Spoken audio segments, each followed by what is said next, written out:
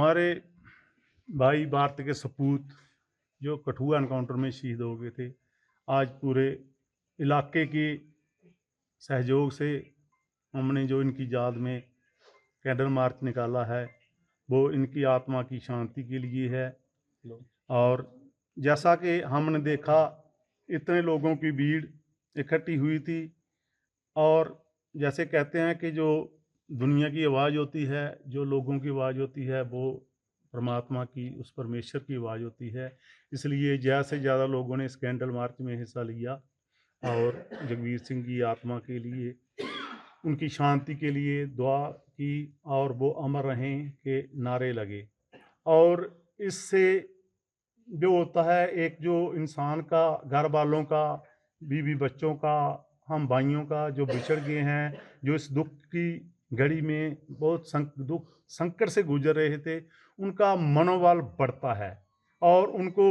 अकेलापन जो महसूस नहीं होता। जो लॉस हो गया, जो नुकसान, जो चले गए वो चले गए, लेकिन आने वाली ज़िंदगी के लिए और दूसरे जो नौजवान होते हैं, जो हमारे बच्चे होते हैं, उनका मोराल बूस्ट होता है और इसका मतलब तात्पर्य ये होता है। और दूसरी तरफ ये दिखाना होता है कि हम अपनी मातृभूमि के लिए, एक जिस शहीद ने अपने जान कुर्बान कर दी, हम उसके लिए बाद में कर भी क्या सकते हैं। इससे एक नौजवानों में जज्बा आएगा और इस मातृभूमि माँ भारती की सेवा के लिए, माँ भारती की कुर्बानी के लिए इस भारत माता की कोख से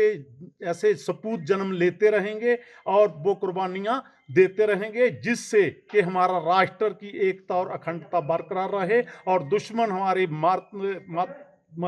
भारत माता की भूमि जो है उसके तरफ गैर नजर से ना देखे और वो अपने मकसद में,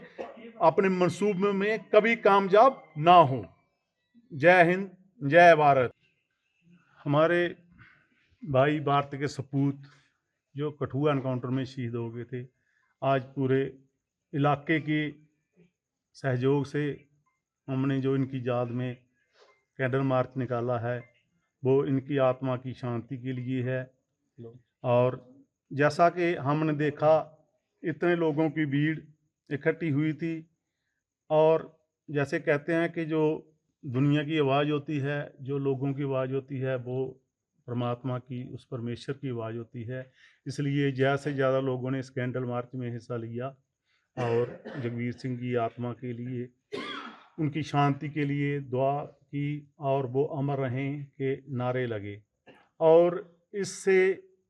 जो होता है, एक जो इंसान का, घर वालों का, बीवी बच्चों का, हम भाइयों का जो बिछड़ गए हैं, जो इस दुख की घड़ी में बहुत दुख संकट से गुजर रहे थे, उनका मनोबल बढ़ता है और उनको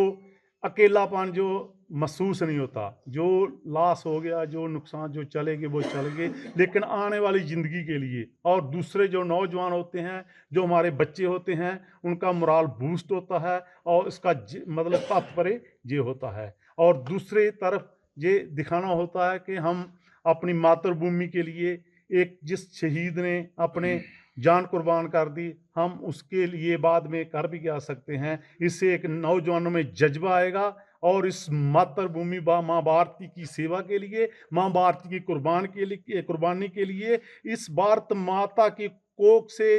ऐसे सपूत जन्म लेते रहेंगे और वो कुर्बानियां देते रहेंगे, जिससे कि हमारा राष्ट्र की एकता और अखंडता बरकरार रहे और दुश्मन हमारे भारत माता की भूमि जो है उसके तरफ गैर नजर से ना देखे और वो अपने मकसद में, अपने मंसूबे में कभी कामयाब ना हो। जय हिंद, जय भारत।